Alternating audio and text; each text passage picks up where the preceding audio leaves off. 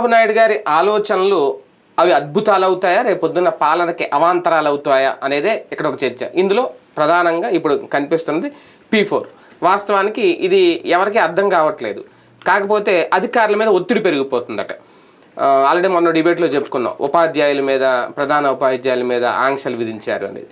అది పెట్టిన తర్వాత చాలామంది నుంచి వస్తున్నది ఏంటంటే కొన్ని చోట్ల అది ఇంకా వాళ్ళు రాసింది తక్కువ అనుకుంటా, ఈ డిఈఓలు అలాగే ఎంఈఓలు వీళ్ళు డైరెక్ట్గా మెసేజ్లు పెట్టి లింకులు పెడుతున్నారు. మీరు 15 మందిని దత్తత తీసుకోండి, లేదంటే 10 మందిని దత్తత తీసుకోండి అనేది. మొన్న చేసిన డిబేట్ సంబంధించిన ఆ వీడియోలో మీరు చూస్తే కింద కామెంట్స్ చూస్తే అర్థమవుతుంది. చాలామంది వాళ్ళు కూడా చెప్పుకున్నారు, మాకు ఎంతమంది మెసేజ్ వచ్చింది, ఎంతమంది దత్తత తీసుకోండి అనేది. అయితే అది ఆ ఒక్క డిపార్ట్మెంట్తోనే ఆగట్లేదట.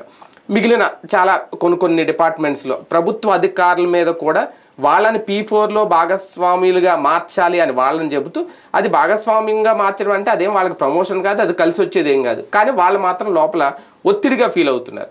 కాకపోతే ఇక్కడ 50 లక్షల టార్గెట్ రేపు ఆగస్టు 15వ తేదీకి. అవన్నీ చేయాలంటే వీళ్ళందరినీ చూపించి, ఇదిగో ఇంతమంది మార్గదర్శులు రెడీగా ఉన్నారు, ఇన్ని బంగారు కుటుంబాలుగా ఇంతమంది పేదలు మారబోతున్నారు అని చూపించే ప్రయత్నంలో ఇది అద్భుతమైన ఆలోచన అనుకోవాలా చంద్రబాబు నాయుడు గారిది. ఇదే రేపొద్దున్న ఆయన పాలనకి అధికారుల నుంచి కూడా ఏదో రూపంలో వ్యతిరేకత రావడానికి ఇదో కారణం అవబోతుంది. ఇది అంశం మీద చర్చించే ప్రయత్నం చేద్దాం. సార్, ఒక రకంగా ఇదేదో పెద్ద గోలగానే ఉంది, కాకపోతే అలాగనే ఇది ఏంటి అన్న కొలిక్కి రాకపోతే ప్రజలకు అర్థం కావట్లేదు. ఒక రకంగా పేదలు ఏమనుకున్నారు, ఈ P4 ద్వారా మేమందరం రేపొద్దున్న ఏ లోటు ఉండదేమో, దత్తత తీసుకుంటే మమ్మల్ని వాళ్ళు చూసేస్తారేమో అని వాళ్ళ ఆశలు పెట్టుకుంటుంటే, అధికారుల మీద మెయిన్ ఉపాధ్యాయులను కూడా ఇప్పుడు ఒక రకంగా ఇది అరేస్మెంట్ అని అనలేదు, నాకు తెలియదు, వాళ్ళైతే అలాగే ఫీల్ అవుతున్నారు లోపల. ఏంటి మేమేంటి దత్తత తీసుకోవడం అనేది, అది ఎంతవరకు కరెక్ట్? ఫస్ట్ ఇక్కడ మనం ప్రభుత్వాన్ని నడిపేటప్పుడు ఒక సామాజిక బాధ్యత ఉండాలి. ఈ సామాజిక బాధ్యత ఏంటంటే, నిజమైన పేదవాడెవడు పోషించుకోలేని వాళ్ళని పోషించుకోలేని వాళ్ళకి రేషన్ ఇస్తామా, వాళ్ళకి తగినటువంటి వాళ్ళ పిల్లలకి చదువులు చెప్పించుతామా, ఇది ప్రభుత్వ బాధ్యత. అవును, దాన్నే కదా సంక్షేమం అంటారు. అది సహజ సిద్ధమైన బాధ్యత, అది ఇవ్వాలి. దానికోసమనే మీకు ఈ స్కాలర్షిప్స్ స్కీమ్స్ అయినా, ప్రభుత్వ పాఠశాలైనా, ఉచిత బట్టలైనా, ఉచిత యూనిఫామ్, ఉచిత షూస్, ఉచిత పుస్తకాలు, ఉచిత భోజనం, ఇవన్నీ ఇట్స్ ఎనఫ్. పిల్లలకి చేసేది అది. పెద్దలకు సంబంధించి ఓపిక లేదు కాబట్టి వాళ్ళకి పెన్షన్ ఇస్తున్నాం. భారతదేశంలోనే అత్యధిక పెన్షన్ ఇస్తున్నమాట వాస్తవం. మనం 4,000 రూపాయలు అనేది భారతదేశంలో ఇంకే రాష్ట్రం ఇవ్వట్లేదు. అది కూడా కరెక్ట్. వదిలేయిక ఈ పని అది. ఇక్కడ సంక్షేమం వేరు, అభివృద్ధి వేరు. ఇక్కడ వీళ్ళు చెప్పింది సంక్షేమం కోసం 1,500 ఇస్తామనలా. వీళ్ళు ఏం పెట్టాలా, పేదలు నిజమైన నిరుపేదలకి పెన్షన్ అంటే 1,500 ఇస్తున్నామంటే ఈడ్చిపెడితే 10 లక్షల మంది కూడా గారు. నిజమైన నిరుపేద మహిళలకి నెలకు 1,500 రూపాయలు ఇస్తాము ఆడబిడ్డ నీదంటే రాష్ట్రం మొత్తం మీద 10 లక్షల మంది కూడా అవరు. అంటే ఎలాగ నిజమైన నిరుపేదలు వీళ్ళు అనేది, రేషన్ కార్డు ఉన్న వాళ్ళందరూ నిరుపేదలే కదా. అదే అంటున్నా, నిజమైన నిరుపేద అనే పదం వాడినా ప్రాబ్లం లేదు. నిజమైన నిరుపేద అంటే ఎవరు? నెలకి 4,500 రూపాయల లోపు జీతం సంపాదించేటటువంటి వాళ్ళు ఎవరు ఉండరు. అలాంటి వాళ్ళు 10 లక్షలు అంటున్నా నేను ఉజ్జాయింపుగా, సరిపోతుంది. కానీ వీళ్ళు అలా అనలా. మహిళా శక్తి అన్నాం. ఆ శక్తిని పైకి తీసుకురావడం కోసం వాళ్ళు ఉన్నత స్థితికి అన్నాం. జగన్ పెట్టినటువంటి పథకము సరే వాళ్ళు దుర్వినియోగం చేసుకుని ఉండొచ్చును, కానీ కొంతమంది దాన్ని అయ్యో కొనుక్కుని ఉండొచ్చును, కానీ జగన్ పెట్టిన పథకానికి ఒక దాన్ని ఏమంటారు, ఫీజిబిలిటీ ఉంది. ఏంటయ్యా అంటే, ఒక మనకి పూల బండి ఉంది. మొన్న నేను చూస్తుంటా, ఈ చిన్న లేబర్తో మనం మాట్లాడుతుంటాం కదా, పూల బండికి బండి అద్దె 25 రూపాయలు 50 రూపాయలు ఉంటుంది రోజుకి.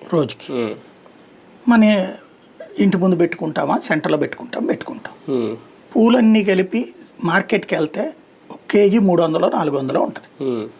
ఒక 5 రకాల పూలు కలిపి 300 వేస్తే 1,500 రూపాయలు.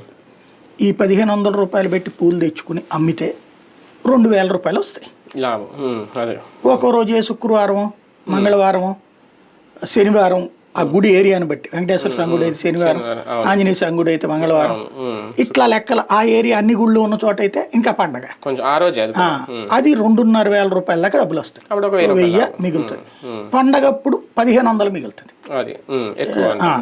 చామంతులు ఈ మాలలు అవి కట్టితే. రెండవది ఈ మల్లెపూలు మాలలు కట్టి ఇట్లాంటి వాటి మీద కొంత వస్తుంది. ఓవరాల్గా ఒక 500 నుంచి 1000 వాళ్ళకి వాళ్ళు సంపాదించుకుంటారు. ఎవరి దగ్గర కూలి పని చేయరు వీళ్ళు, వాళ్ళే ఓనర్ ఆ బండికి. దీనికి ఎంత పెట్టుబడి అయింది? 2-3 వేలు. ఇవాళ నష్టం వచ్చింది లేదా రేపు నష్టం వచ్చింది. ఈ నష్టం వచ్చినప్పుడు వీళ్ళు లాస్ అయినటువంటి సందర్భంలో, అంటే ఒక రోజుని వర్షం తుఫాన్లో వచ్చి వాళ్ళకి అది అమ్ముడు పోల, అయ్యేమి నిల్వ ఉండేవి కాదు కదా, 2-3 రోజులకు పాడైపోతాయి. ఈ నష్టం వచ్చినప్పుడు వీళ్ళు అప్పులు పాలై ఇదివరకు ఎవరి దగ్గర వడ్డీకి తీసుకుని 2 రూపాయలకో 3 రూపాయలకో అలాగ వాళ్ళు చక్రవడ్డీలకి వాటికి ఇరుక్కుపోయేవాళ్ళు. కాల్మనీ వ్యవహారాలు. జగన్ ఇచ్చిన డబ్బులు వాళ్ళకు ఉపయోగపడ్డాయి. వాళ్ళు ఇంకెవరి దగ్గర అప్పు చేయాల్సి రాలా. ఈ డ్వాక్రా ద్వారా వచ్చిన డబ్బులు కావచ్చు లేదా ఈ డబ్బులు కావచ్చు, 15,000 30,000 ఏడాది క్యాష్ చేతిలో ఉంది. ఇందులో ఒక రోజు నష్టపోయినా ఇంకొక రోజుకి ధైర్యం ఉంది. అది అట్లాగే మీకు దాన్ని ఏమంటారు, పండ్లు ఒక 4-5 వేల రూపాయల చేతిలో ఉంటే సరిపోతుంది కదా రొటేషన్కి. అట్లా కూరగాయలు 2-3 వేల రూపాయల చేతిలో ఉంటే సరిపోతుంది కదా రొటేషన్కి. టిఫిన్ పాయింట్ ఒక 10,000 చాలు. ఇది ఆ పొయ్యి ఆ గియ్య ఇవన్నీ కలిపి ఫస్ట్ ట్రిప్ కొనుక్కున్నప్పుడు ఓ 15,000 దాకా అవుతుంది. గ్యాస్ పొయ్య, గ్యాస్ బండ, ఆ స్టీల్ ప్లేట్లు, అదే స్టీల్ సామాను, ఇడ్లీ పాత్ర, దోశ పెనము, ఇట్లాంటివన్నీ కలిపేసేసి ఓ 10-15,000 అవుతుంది. అట్లాంటి పెట్టిన వాళ్ళు బోలెడంతమంది. మీరు అబ్జర్వ్ చేస్తే మా ఇల్లు లేబర్ ఏరియాలోనే ఉంటాం కాబట్టి కొంచెం అవతలకు ఉంటాం. మాది ఇల్లు మిడిల్ క్లాస్ ఏరియా, కానీ వెళ్ళే దారంతా లేబర్ ఏరియా. అంతకుముందు 3-4 చోట్ల కూరగాయలు బళ్ళు కనబడ్డాయి, కనీసం 10 చోట్ల కనబడ్డాయి. వాళ్ళ ఇంటి ముందే గడప ముందే పెట్టుకుంటారు, మెయిన్ రోడ్డు కాబట్టి. గడప ముందే టిఫిన్ పాయింట్, గడప ముందే కూరగాయలు, గడప ముందే పూలు. కొంతమంది అయితే ఈ ఇంట్లో చక్రాలు ఇట్లాంటి తయారు చేసి చెక్కలు తయారు చేసి అమ్మిన వాళ్ళు ఉన్నారు, స్నాక్స్ తయారు చేసి మసాలా బళ్ళు పెట్టిన వాళ్ళు ఉన్నారు, ఇట్లాగా పానీపూరి బళ్ళు పెట్టిన వాళ్ళు. ఇన్నిగా నాకు 4-5 నుంచి ఏకంగా 15-20 కనబడ్డాయి సాయంత్రం పూట. ఇది కళ్ళెదురుగుండా నేను చూసిన మార్పు ఆ టైంలో. ఇప్పుడు వాళ్ళందరికీ మళ్ళీ సమస్య. అది లంసమ్ అమౌంట్ రావడం వల్ల. అది కాదు, మీకు నెలకు 1,500 ఇస్తానన్నాడు ఈయన. సరే 1,500 రూపాయలు వస్తే ఖర్చులకు కలిసి వస్తుందిలే అనుకుంటారు, పై ఖర్చులకు కలిసి వస్తుందిలే అనుకుంటారు. దీని మీద డిపెండ్ అవుతారా అంటే ఇది లేకపోయినా బ్రతుకుతారు. జగన్ ఇచ్చిన 15,000తో బతికేస్తారు వాళ్ళు. కాబట్టి బ్రతుక్కేం ప్రాబ్లం ఉండదు. ఇది ఒక సపోర్టింగ్ ఎదుగుదలకే అన్నాను. అంతే. ఓ రకంగా చెప్పాలంటే మహిళా సాధికారత అంటే ఏంటండి? Very simple. మొగుడి దగ్గర చేతులు చాచకుండా, తల్లిదండ్రుల దగ్గర చేతులు చాచకుండా తమ చేతిలో కొంత స్తోమత ఉండటం, వీలుంటే ఒకరికి పెట్టగలగటం, లేదా తమ ఖర్చులు తమ భరించడం. అదే మహిళా సాధికారత అంటే. ఇంకేం లే, దాంట్లో ఎదిగే కొద్దీ స్టెప్. అందులో ఉద్దేశించిన పథకమే అప్పుడు వీళ్ళు చెప్పింది అదే పథకం. ఆయన ఏడాదికోసారి ఇస్తే వీళ్ళు నెలకోసారి ఇస్తారు అన్నారు. ఆయన ఒకళ్ళకి ఇస్తే ఈయన ఎంతమంది ఉంటే అంతమంది అన్నారు. అంతే కదా, వాళ్ళు ఇంట్లో ఒకళ్ళకే ఇచ్చారు, వీళ్ళు ఎంతమంది ఉంటే అంతమంది అన్నారు. ఇప్పుడు వచ్చేటప్పటికి లేదు, అసలు పేదోళ్ళని చూస్తారు. ఎవరు చూడాలి ఇప్పుడు? ఫర్ ఎగ్జాంపుల్ నా దగ్గర ఒక 2 లక్షలు 3 లక్షలు ఒక కుటుంబానికి ఖర్చు పెట్టగలను నేను. ఇది తీసుకుని నువ్వు తినవయ్యా అని చెప్పడానికి ఏంటి? ఎందుకు ఇవ్వాలి నేను? అదే కదా. ఇప్పుడు నా దగ్గరికి ఎవరన్నా ఒక కుటుంబం ఇట్లా నేను చెప్పినటువంటి ఏదైనా చిన్న వ్యాపారం చేసుకుంటా అండి, మీరు కొద్దిగా తోడ్పడతారా అంటే నేను చేపిస్తా. అప్పుడు దాంట్లో పార్ట్నర్షిప్ అడుగుతా నేను. నువ్వే మొత్తం చేసుకోవయ్యా, ఒకటి 50 అడగచ్చు, ఒకటి 70 అడగచ్చు. నువ్వు 30 తీసుకుని నాకు 70 ఇవ్వన్నాడు, నేనైతే 30 తీసుకుని నువ్వు 70 తీసుకో అని చెప్తా. పెట్టుబడి నేను పెడతా, నువ్వు బడ్డీ ఇడ్లీ బండి పెడతావా, మసాలా బండి పెడతావా, ఇట్లా పెట్టగలను. అంతేగాని డబ్బులు తీసుకుని నువ్వు వ్యాపారం చేసుకుంటే దాంట్లో ఇది ఎక్కడి నుంచి వస్తుంది నీకు? అంటే దాంట్లో కమిట్మెంట్ ఎందుకు అనిపిస్తుంది? ఖర్చు పెట్టేసుకుంటావు. అంతే. రెండవది దాన్ని ఏమంటారు, ఈ దత్తత తీసుకోవడం అంటే ఏంటి, టోటల్ ఎక్స్పెండిచర్ భరించడం. అవును. అంతే తప్పించి వాళ్ళకి జబ్బులు వస్తే వీళ్ళే పెట్టాలట, వాళ్ళకి పెన్షను వీళ్ళే ఇవ్వాలట, వాళ్ళకి మందులు వీళ్ళే ఇవ్వాలట, వాళ్ళ చదువులు వీళ్ళే చదివించాలట. ఎవడి పని ఎవడికి సంబంధం నాకు అర్థం కాల. అది కూడా ఎన్నాళ్ళు చూస్తారు అలాగా. ఏంటి అసలు దాంట్లో అర్థం? బేసిక్గా ప్రభుత్వానికి అదేమి అంత పెద్ద ప్రేమ ఏం లేదు. నా చేతిలోంచి మట్టి వదిలించుకోవాలి, నేను ఒకటి ఎత్తినెట్టుకున్నా, అది పద్దాక రాత్రిపూట నిద్దట్లో కూడా రామానాయుడు వయసే చంద్రబాబు గారికి వినబడతా ఉన్నట్టు, నీకు 18,000, నీకు 18,000, నీకు 15,000, నీకు 15,000. అది వినబడ్డప్పుడల్లా కాస్త సైకలాజికల్ డిస్టర్బెన్స్ ఉంటుంది. కాబట్టి ఈయన P4 అని ఎదురు మాటల ద్వారా దాన్ని డైవర్ట్ చేయాలని చూస్తున్నారు. ధనం ఉన్నది మీ దగ్గర, నా దగ్గర డబ్బులు పెట్టి ఒకళ్ళు పోషించగలం అనుకున్నప్పుడు ఈ టైపులో చేస్తాం.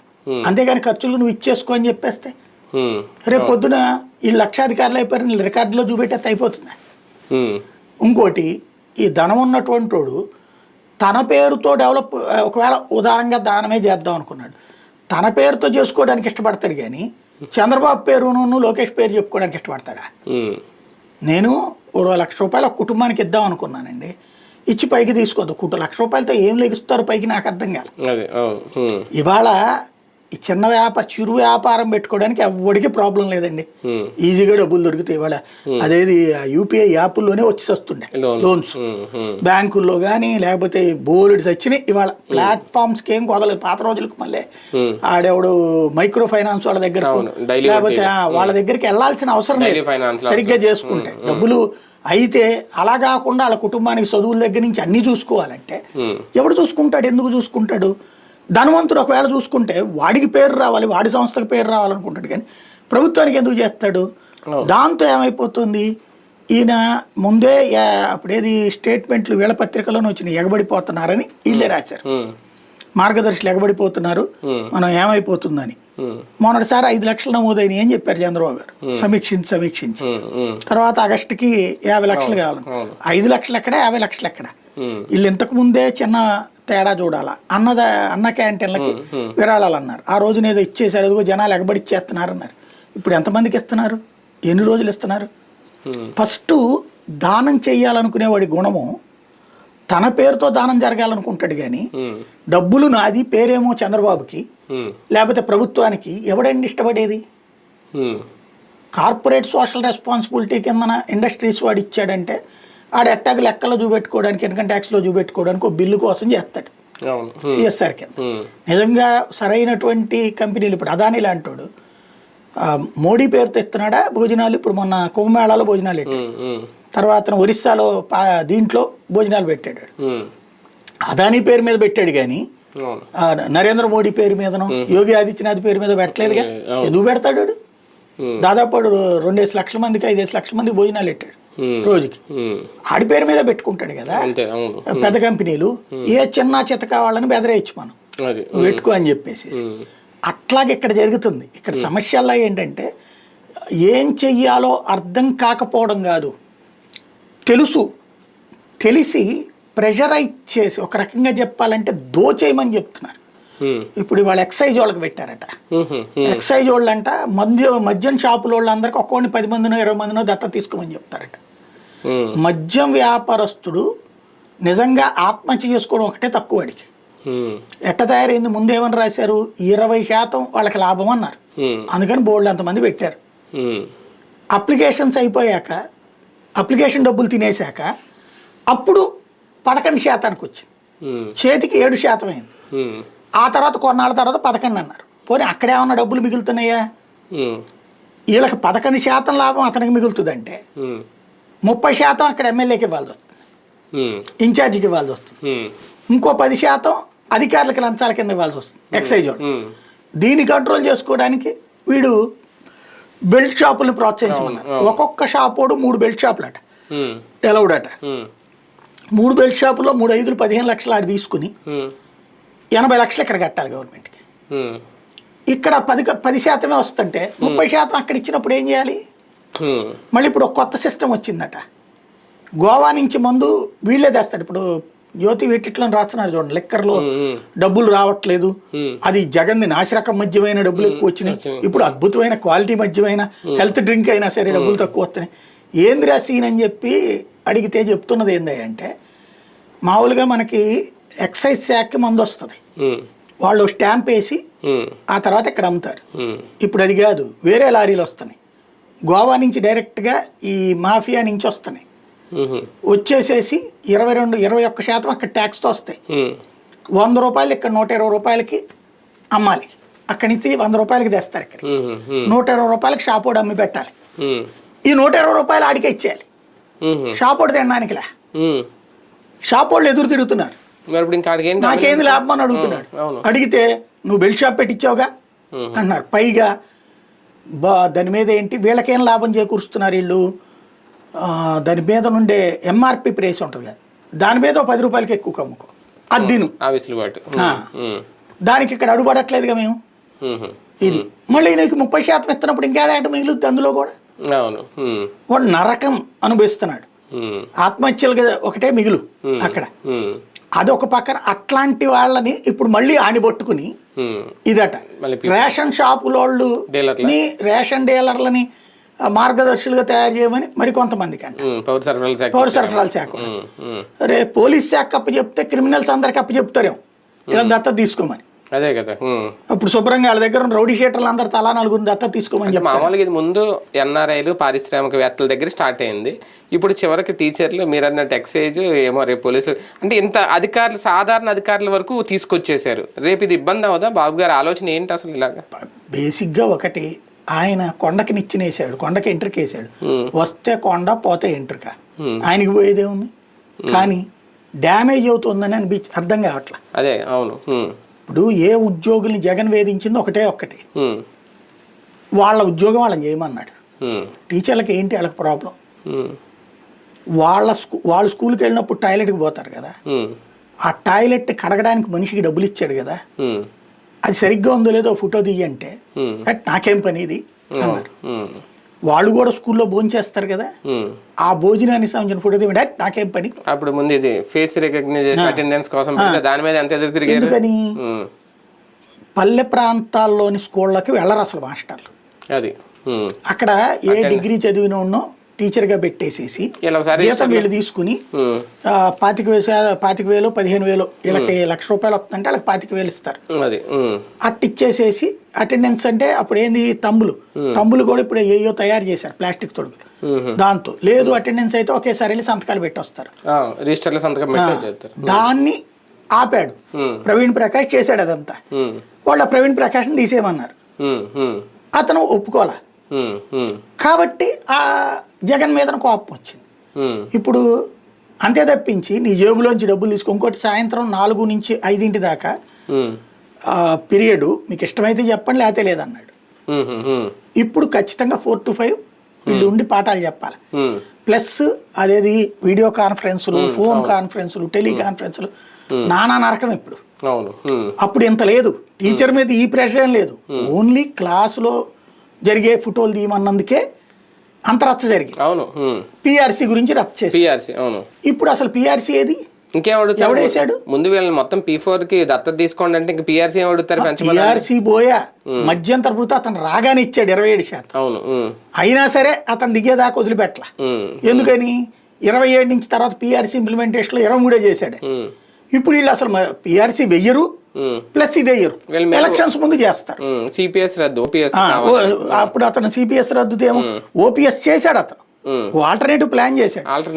ఈ దాన్ని తప్పుపట్టిన పవన్ ఏమన్నాడు, నేను వచ్చాక 100 రోజుల్లోపు దాని పరిష్కారం అన్నాడు కదా. 100 రోజులు ఏ 100 రోజులు చేశాడా? నేను అప్పుడు కూడా చెప్పా, ఈయన వల్ల కూడా కాదు, వాళ్ళు కోరుతోంది ఓల్డ్ పెన్షన్స్, ఇతను జీపీఎస్ ఇచ్చాడు, వీళ్ళు సిపిఎస్ ఎంప్లాయీస్. సిపిఎస్ అనేది ముందు తెలిసినే జాయిన్ అయిన వాళ్ళు, సిపిఎస్ కాదు మాకు ఓపీఎస్ కావాలన్నారు. భారతదేశంలో ఎవడూ చేయలేడు, అది చేశారంటే మునిగిపోతాయి, అదే ఆ ప్రభుత్వాలు వెళ్ళిపోతాయి అంతే. అడుక్కుతిన్నమే, ఇప్పటికే అడుక్కుతింటుంది కేరళ, అట్లాగే రేపు పొద్దున ఇక్కడ కూడా అయితే కనుక ఇంకేంలే. ఇప్పటికే వచ్చిన సంపాదన అంతా తీసుకెళ్ళి జీతాలకి పెన్షన్లకే సరిపోతుంది. రాబోయే రోజుల్లో పెన్షన్లు జీతాల కోసం అప్పులు చేయాలి, కాబట్టినే సిపిఎస్ తెచ్చింది. వాజ్పేయి టైం, భవిష్యత్తును దృష్టిలో పెట్టుకుని. దానికి ఇప్పుడు వీళ్ళు చేసుకొచ్చారు. ఇవన్నీ జరిగినాయి ఆ రోజున. ఇవాళ మరి ఏం చేస్తున్నారు? ఇవాళ అసలు సిపిఎస్ గురించి మాట్లాడరే, ఓపీఎస్ ఎందుకు అడగరా, మధ్యంతర భృతి ఎందుకు అడగట్లేదు, పిఆర్సీ ఇప్పుడు వేస్తే 5 ఏళ్ళు పడుతుంది సెట్ అయ్యాడు, ఎవడు ఎందుకు మాట్లాడట్లేదు? అట్లాగే పైగా ఇది ఇంకోటి మన బదిలీల దగ్గర నానా ఇది.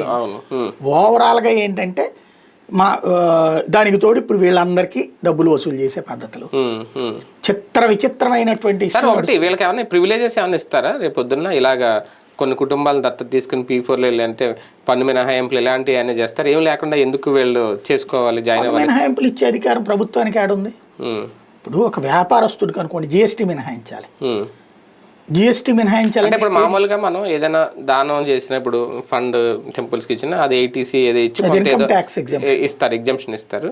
ఇప్పుడు వీళ్ళ కుటుంబం, ఇప్పుడు ఒక టీచర్ ఫర్ ఎగ్జాంపుల్ వాళ్ళకి ఎంత ఉంటుంది, 1 లక్ష ఎంత ఉండొచ్చు. ఒక కుటుంబం వాళ్ళు ఏదో 4 కుటుంబాలు 5 కుటుంబాలు ఇలా పెట్టారట, కొంతమంది ఏమో ఇంకా ఎక్కువ ఇచ్చారని కొంతమంది చెప్తున్నారు. అంటే వాళ్ళకి ఎంత అవుతుంది మంత్లీ ఎక్స్పెండిచర్? ఒక 4 కుటుంబాలను రఫ్గా తీసుకుని ఇంకా వాళ్ళ జీతం వీళ్ళకే పెడితే వాడేం తినాలి? అసలు అది అర్థం కావట్లేదు, అయోమయం. అలా చేసినందుకు ఏంటి వాళ్ళకి? ముందు నేను మొట్టమొదటి నుండి ఒక మాట చెప్తున్నా, అసలు ఏంటి P4 అంటున్నా. మీరు ఇంకా P4లో డబ్బులు దాకెళ్ళారు. P4 ఏంటి? P4 అంటే పేదరికం నిర్మూలన. ఒకటి దత్తత తీసుకుంటాం. ఒకటి దత్తత తీసుకోవడం అంటే ఆయన ఇంట్లో కూర్చుంటే మనం వెళ్ళి డబ్బులు ఇచ్చి ఖర్చు పెట్టి నెల నిత్యావసర వస్తువులన్నీ 10,000 రూపాయలు తినండి మీరు, 10,000 చాలదే వాళ్ళ సరిపోదు. రోజు కూరగాయలే 100 రూపాయలు అవుతున్నాయి. రోజు 100 రూపాయల కూరలకి, ఆదివారాలు నాన్ వెజ్ గాను 500 రూపాయలు, తర్వాత వండుకోవడానికి గ్యాస్కి ఒక ఇది ఇచ్చి మళ్ళీ బియ్యము పప్పులు ఉప్పులు కలిపి 20,000 రూపాయలు క్యాష్ ఇచ్చి వాళ్ళు చదువుకుంటారంటే స్కూల్ ఫీజులు ఇవన్నీ కడితే వాళ్ళు ఇంట్లో కూర్చుంటారా? మళ్ళీ వాళ్ళ మెడికల్ వాళ్ళకి ఏదైనా జబ్బు వస్తే మనం తీసుకెళ్లి ఆసుపత్రిలో చేర్పించి ట్రీట్మెంట్లు ఇప్పించాలంటే ఇదంతా అసలు ఎవరికి సంబంధం అవుతుంది? అదే పోనీ అసలు ఏంటి? పోనీ అతనికి ఏదో వ్యాపారం చేసుకుంటేను ఏదన్నా ఉన్నత స్థితికి వెళ్ళడానికి ఉపాధి అది అన్నారు అనుకోండి. ఉపాధి ఇప్పుడు వాళ్ళకి ఏం కరువైంది? ఏం చేయించాలి వాళ్ళతో ఉపాధి అంటే? నేను అనేది ఏంటంటే ఉపాధి అంటే ఓ చిల్లర కొట్టు పెట్టిస్తాడా, ఒక బడ్డీ కొట్టు పెట్టిస్తాడా, ఇది. అప్పుడు దాంతో వాళ్ళకి ఆ డబ్బులు ఒక 5 లక్షల 10 లక్షలు ఇవ్వాలా? అది అసలు ఒక సామాన్య ఉద్యోగి వల్ల అవుతుందా? అదే కదా. అసలు ముందు P4 ఏంటో బాబు గారికి అర్థమైంది, అధికారులకు చెప్పలేదు. ఇంతకుముందు పవన్ కళ్యాణ్ గారు ఒక స్కీమ్ చెప్పారు అప్పట్లో, నేను వస్తే యువత అందరికి 15 లక్షలు ఇచ్చేసి నియోజకవర్గంలో వాళ్ళతో చిన్న పరిశ్రమ పెట్టి వాళ్ళ ద్వారా 300 మంది అది ఓకే, ఒక రకంగా వర్కౌట్ అవుతుంది. అలాంటివి పెడితే ఇప్పుడు కలిపి ఒక టీమ్ గా పెట్టని అన్నారు. అది ఒక పద్ధతి. ఇప్పుడు డ్వాక్రా గ్రూపులకి 10 మందికి కలిపి 10 లక్షలు 20 లక్షలు ఇస్తారండి. ఆ 10 మంది కలిసి వ్యాపారం చేసుకోవడం, లేకపోతే డ్వాక్రా బజార్లో స్టాల్ పెట్టుకోవడం, ఇట్లాంటిది. ఇది ఒక సిస్టమ్. కానీ అట్లా బెటరు. ఆ 10 మందిలోనే ఎవడ వ్యాపారం వాళ్ళదే. 10 లక్షలు అప్పొస్తే 1 లక్ష వాళ్ళు తీసుకుంటారు. అంతేగాని ఎవరికాళ్ళు చిన్నది పెట్టుకుంటారు, వాళ్ళు వడ్డీ కొట్టి పెట్టుకుంటారు, ఇంకోటి వడ్డీలకి ఇచ్చుకుంటారు, ఇంకోటి చిల్లర కొట్టి పెట్టుకుంటారా, ఉంటాయి వాళ్ళ వాళ్ళకి. ఇక్కడ నీది వీళ్ళకి అసలు ఏం చెయ్యాలో చెప్పట్లేదు. నేను అనేది ఏంటంటే P4లో ఇట్లాగా వ్యాపారాలు పెట్టుకోవడానికి లోన్స్ ఇవ్వాలా, డబ్బులు ఇవ్వాలి మీరు, లేదా కుటుంబం మొత్తాన్ని పోషించాలా, లేదా స్కూల్ ఫీజులు కట్టాలా, ఏం చెయ్యాలో చెప్పట్లేదు. ఆ కుటుంబాన్ని దత్తత తీసుకో అంటే ఏంది అసలు కుటుంబం దత్తత? దత్తత అంటే వాళ్ళ బాగోగులు వెళ్ళే చూడాలని దత్తత అంటే. మరి మనకు తెలిసి దత్తత రూల్ ఏంటంటే మన ఆస్తిలో కూడా వాటా అండి. దత్తతలో మన ఆస్తిలో వాటా వెళ్తుంది. దత్త కొడుక్కి వాటా ఉంది, దత్త కూతురికి వాటా ఉంది. ఇప్పుడు వాళ్ళని దత్తత తీసుకుంటే మన ఆస్తి రాసి ఇవ్వలేదు వాళ్ళకి.